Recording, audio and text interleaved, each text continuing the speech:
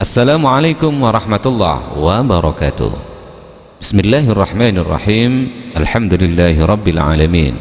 Wal aqibatu lil muttaqin wala udwana illa 'alal zalimin. Wassalatu wassalamu ala asyrafil anbiya'i wal mursalin sayyidina wa maulana Muhammadin wa ala alihi wa sahbihi ajmain. Amma ba'du. Sahabat Ruqyah, jumpa lagi di channel Dunia Ruqyah Aswaja An-Nahdiyah, pilihan channel Muslim Milenial.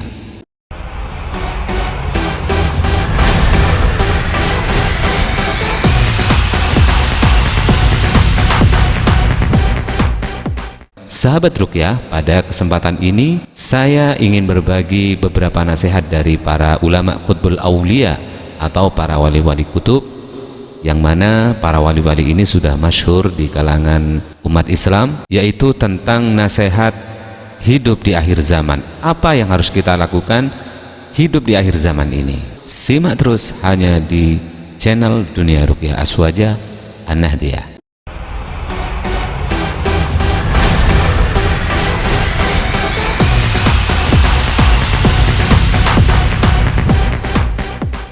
Disadari atau tidak, saat ini kita sudah berada di zaman akhir, di mana zaman ini adalah zaman yang penuh dengan fitnah, zaman yang penuh dengan kekacauan. Hanya orang-orang yang berimanlah yang mampu menghadapi kegoncangan dan fitnah di akhir zaman. Lalu apa yang harus kita lakukan hidup di akhir zaman ini? Tidak ada pilihan lain kecuali kita kembali dan mengikuti nasihat-nasihat para Qutbul Aulia atau wali-wali kutub. Ayo simak terus hanya di Dunia Ruqyah Aswaja An-Nahdiyah. Beberapa nasihat yang saya maksud dari para Qutbul Aulia untuk kita semua di akhir zaman ini. Yang pertama, apa yang disampaikan oleh Al-Imam Abu Hasan Asy-Syadzili. Beliau mengatakan, di akhir zaman ini tidak ada amalan yang lebih baik daripada bersolawat kepada baginda Nabi besar Muhammad sallallahu alaihi wasallam. Kemudian nasihat yang datangnya dari Ibnu Hajar Al-Asqalani, beliau mengatakan, tidak tertolak solawat kepada Nabi kita Nabi besar Muhammad sallallahu alaihi wasallam. Nasihat yang ketiga yang datangnya dari Al-Hafidh Asy-Syaraji, beliau mengatakan, semua zikir tidak diterima kecuali dengan khusyuk dan hadir hatinya. Ada amalan meskipun yang dilakukan tidak dengan khusyuk dan tidak menghadirkan hati, yaitu bersolawat kepada baginda Nabi kita Nabi besar Muhammad sallallahu alaihi wasallam. Maka siapa yang membaca solawat maka akan diterima meskipun tanpa khusyuk dan hadirnya hati. Itulah hebatnya solawat.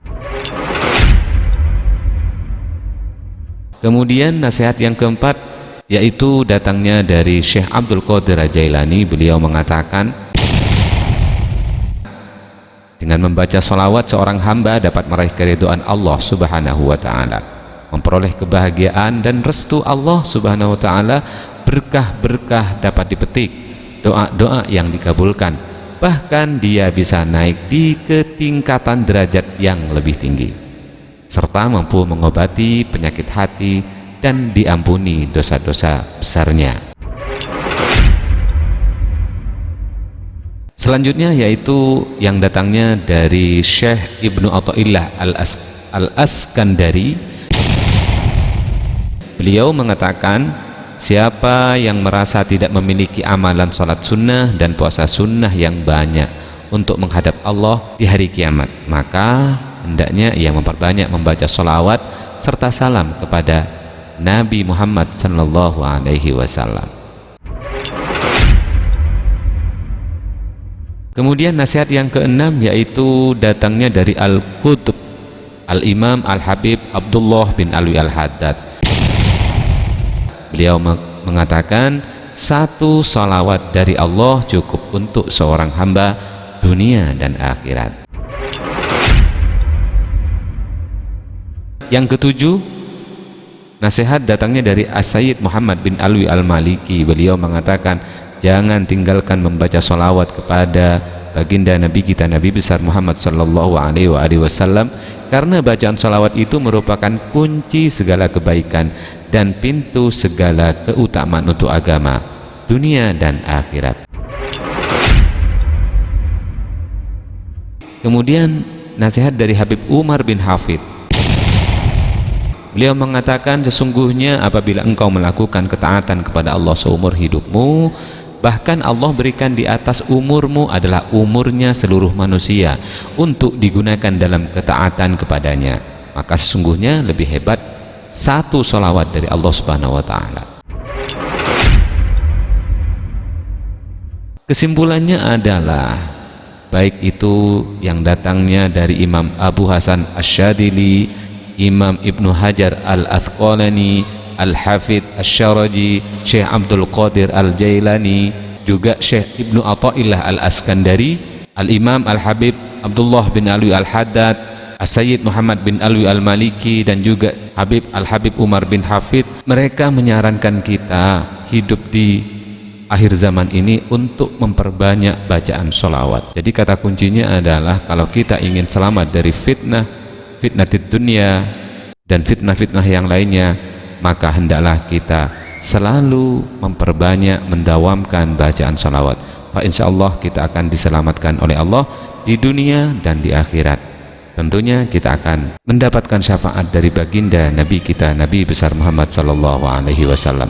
Saya doakan mudah-mudahan yang menyimak video saya ini, mudah-mudahan Rasulullah sallallahu alaihi wasallam kelak akan menjemput kita dengan membawa segudang syafaatnya kepada kita, sehingga di alam barzah, di alam mahsyar, di Shiratul Mustaqim, di yaumul hisab, mudah-mudahan syafaat beliaunya selalu menyirami kita semua. Demikian yang dapat saya sampaikan, semoga bermanfaat. Jika berkenan silahkan share video ini, dan bagi Anda yang masih belum subscribe, like, komen, monggo silahkan, saya tunggu. Insyaallah dengan Anda mendukung channel ini akan kecipratan mendapatkan pahala juga. Wallahul muwaffiq ila aqwamit thoriq. Assalamualaikum warahmatullahi wabarakatuh.